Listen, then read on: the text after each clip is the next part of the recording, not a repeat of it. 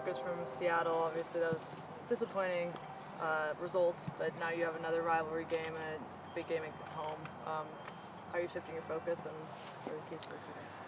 Well, losses never feel good. I've never had a loss that's ever felt good. But certain losses hurt a little more. Obviously, when you lose to a rival like Seattle, that stings a little more. And I think also with the way the game played out. Sometimes it's easier to get past a loss when you know you didn't play well and you had no chance in the game to win. But I thought we really had a legitimate chance to get the result, the way the game was playing out, the performance that we had, the way we defended, even the chances we created. But like in football, is the case in football in many games, you don't always get the result. So it hurts. It stings a little more, losing to Seattle and the way the game played out. But we've got, like you said, another game around the corner, another rivalry game around the corner, and we have to have a short memory, and we have to move on quickly. We had a very good session today. The guys have moved on, you can tell. But obviously, again, it took a couple days for sure to get over it. That's kind of been the story of the season a little bit. You guys have good performances, but haven't necessarily got the exact result you want. What do you think has been the difference that's maybe not enabled you to do that? Well, we've had injuries, right? I could tell you this every week, and I'd be, making excuses, right? So I haven't talked about that. But we've had a lot of guys injured, 2 MLS All-Stars out of our team. One of the best players in the league, so obviously if you take one of the best players in the league off of any team in the league, you're not going to be quite as good in the attack. So we've seen that a little bit. But we're getting chances, and I'm encouraged by that. We're still performing well. I'm encouraged by that. Do I think we'll be a notch better in the attack with Valeri back? Absolutely. We're still capable of winning without him. We've won games without him. We've been close to winning games without him. And I knew that was going to be the case, so there's no reason to talk about it. So I'm real proud of the guys, the way they've been playing without some of our best players. And some guys have stepped up and really performed well. I'm pleased with how we're defending. Like I said, I thought in the second half we had 5 clear chances. As good a chance or better than any chance they had, and somehow we don't win the game, So it stings, it hurts, but you move on, and, with Valeri coming back, that's going to help, but I'm confident, like I said, without a Valeri or Will, that we can still win games against anybody. We've proven that. So Diego Valeri is back, and did you have a chance to look at Will Johnson's efforts in Arizona? What did you think? Yeah, he played 63 minutes. One of the reasons we put him in that game is he could kind of manage the game a little bit in terms of, doesn't need to always put his foot in every tackle, and, you can kind of just slowly gain some confidence. It's obviously important to get a result with T2, but not as important with the Timbers, so he can kind of manage his play, in a way where he can slowly get back into the rhythm. I think that was a good first step for him. Most likely he'll get another chance with T2 and play more minutes. So we've got Diego and him that we're kind of managing a little bit different based on the position they play and how we feel we need to get them minutes to build them up to be ready to start. Should we expect Diego's debut this weekend? It's a little different case then? Yeah, we'll see. Obviously it's another week of training, full training. So, we'll make that decision at the end of the week. We had him on the bench last game. We had it wasn't cleared, so we had no intent to play him.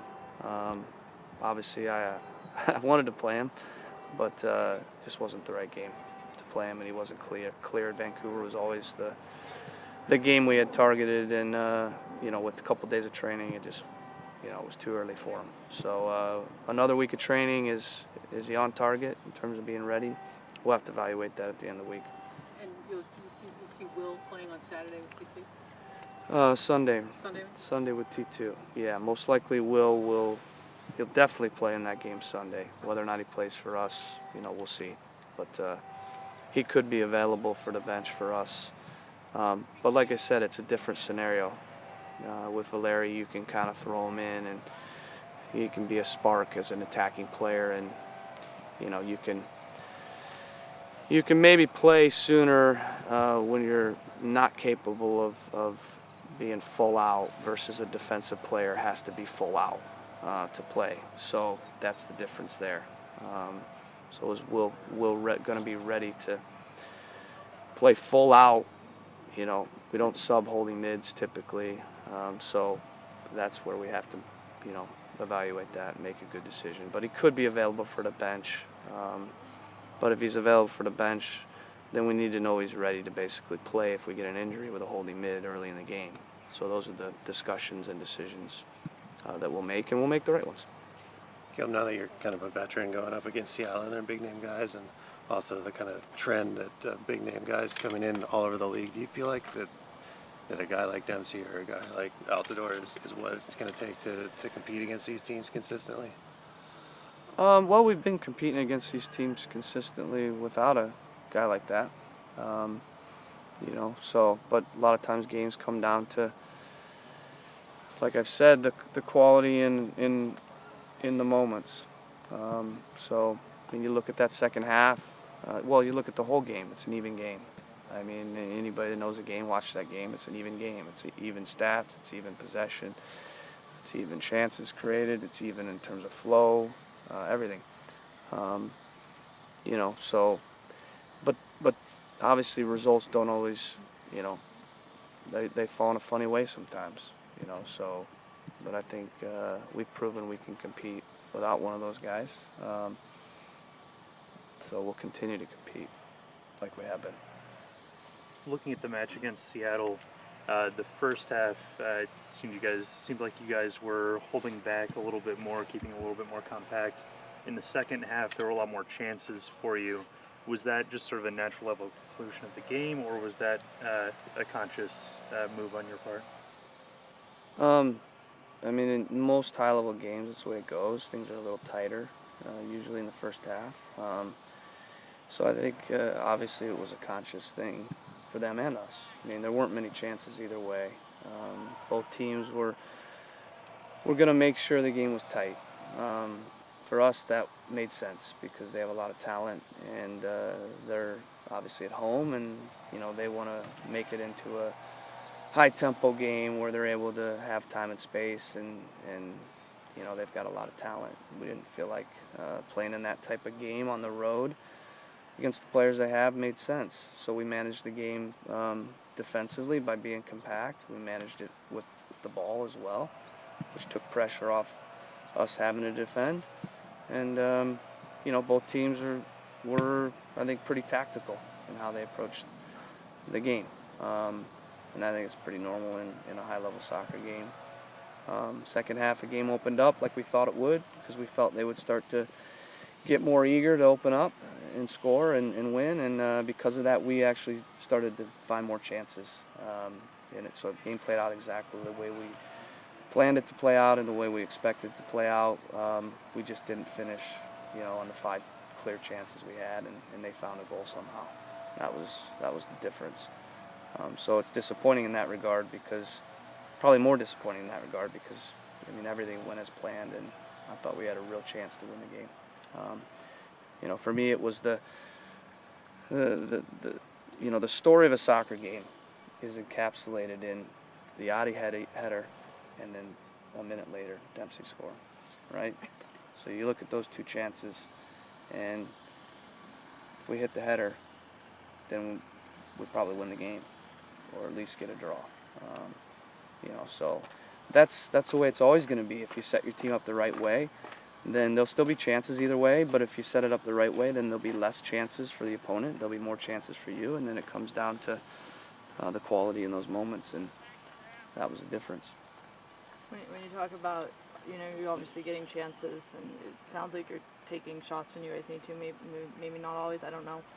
But you guys have obviously been shut out 4 times. You think it's just coming down essentially to the finishing, that the difference? Well, like I said, we've had a lot of guys injured. I mean, Valeri's a starter. He's out. You look at our system, the front four guys are the ones that typically have to produce, and even the holding mids at times. And so if you look at Will Johnson's chipped in goals for us, you look at Rodney's chipped in goals for us. He's been out for 17 days, the last 2 games. And Diego Valeri's been our leading producer of goals. So I think it's simply that, right? So we've been doing well without him. We've been playing well without him between the boxes. We're getting in good chances, but ultimately we're not finishing. So, Coach, you guys have played, like many times to Vancouver, like in the preseason. Is that good or is bad for you guys, or for both of the teams? I think it's normal. It's normal. We know every team in the league. I mean, the expansion teams we don't. So I'd frankly prefer to know my opponent going into a game. We knew Seattle very well. We knew their lineup. We knew how they were going to play tactically. That helps me because it helps me prepare because I know exactly what the opponent's going to do. With Orlando and New York, it's a little tougher. You don't always know what they're going to do. As I talked about with the Orlando, you go on what you know, but they changed what they did, and teams in this league over time, there's, what you see in the game is trained behavior, and it's based on the coach's vision of his preparation and how he's putting his teams out. So you start to see clear trends. So with Carl, you start to see now over a couple of years, just like he starts to see with me, a little bit how I play, and I see how they play, and so I think ultimately it's not good or bad. It just helps in your preparation because things are a little bit more clear. There's always wrinkles that get added in as well, sometimes to start the game, sometimes during the game, and you got to be prepared for those. But I think for the most part, I know what they're going to do and they know what we're going to do, and it's about execution. That's the key, executing. And I was pleased with that against Seattle because I thought we had a good plan and we executed the plan, and that's what made it tougher, I think. Since 2013, you guys have the greatest difference in points earned after a win versus points earned after a loss. What do you think that is? I don't know. I'm not aware of that stat. I don't know. You have to give me some time to think about it. I don't know. I think we've been pretty consistent. I'm sure there are a lot of other stats that I could dig up too. So, as I've said before, you can put your hand up the puppet of stats and make it say whatever you want it to say. I think there's a stat out there probably somewhere that says that we're one of the best teams in the league at not losing consecutive games, and that shows consistency. Since I've been here, maybe 3 times we've lost 2 games in a row, and 4 or 5 times we've lost by more than 2 goals. So it shows that we're consistently in every single game. So whether we win the game or not, there's some debates on why that is. I have my ideas on it, but sometimes some of it's just football too. That's the reality. But yeah, we need to rattle off more wins in a row. Absolutely. Asprilla will be available for this coming game. Yeah, he had always planned to get surgery on Monday. Okay, so we casted him. We knew he was going to play in this game, and then he had to get 2 pins put in today, and then he should be back for the game. So, but he'll probably miss some training this week. Thank you. All right, thank you.